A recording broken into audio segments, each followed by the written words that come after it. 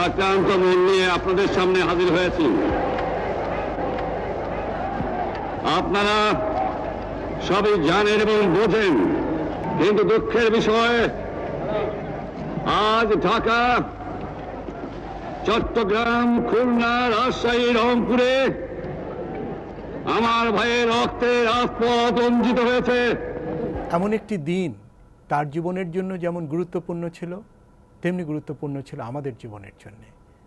৬৬ থেকে ধারাবাহিকভাবে এই দিনটির জন্য তিনি নিজেকে প্রস্তুত করেছিলেন, সাথে সাথে প্রস্তুত করেছিলেন পুরো রাজনৈতিক পরিমণ্ডলকে এবং দেশের মানুষকে। আজ বাংলার মানুষ মুক্তি চায়, বাংলার মানুষ বাঁচতে চায়, বাংলার মানুষ তারা আজ তার অধিকার চায়। কিন্তু দুঃখের বিষয়, আজ দুঃখের সঙ্গে বলতে হয় 23 বছরের করুণ ইতিহাস, বাংলার অত্যাচারের, বাংলার মানুষের রক্তের ইতিহাস।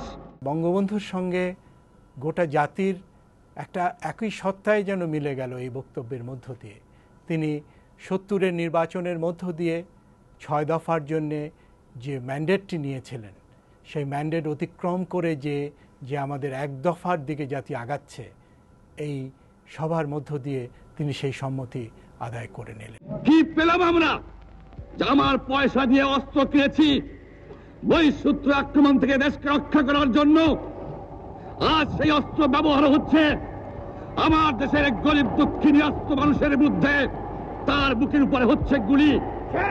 আমরা পাকিস্তানের সংখ্যাগুরু, আমরা পাকিস্তানের সংখ্যাগুরু, আমরা বাঙালিরা যখনই ক্ষমতায় যাওয়ার চেষ্টা করেছি, যখনই এদেশের মালিক হবার চেষ্টা করেছি, তখনই তারা আমাদের উপর ঝাঁপিয়ে পড়েছেন।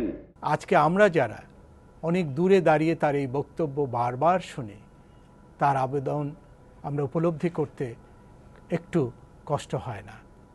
এই কারণেই ৭ই মার্চের ভাষণ এক অমর কীর্তি, যা আমাদের রাজনীতিতে কালে কালে অনুপ্রেরণার উৎস হয়ে থাকবে। মনে রাখবা, রক্ত যখন দিয়েছি, রক্ত আরো দেবো, এদেশের মানুষকে মুক্ত করে ছাড়বো ইনশাআল্লাহ।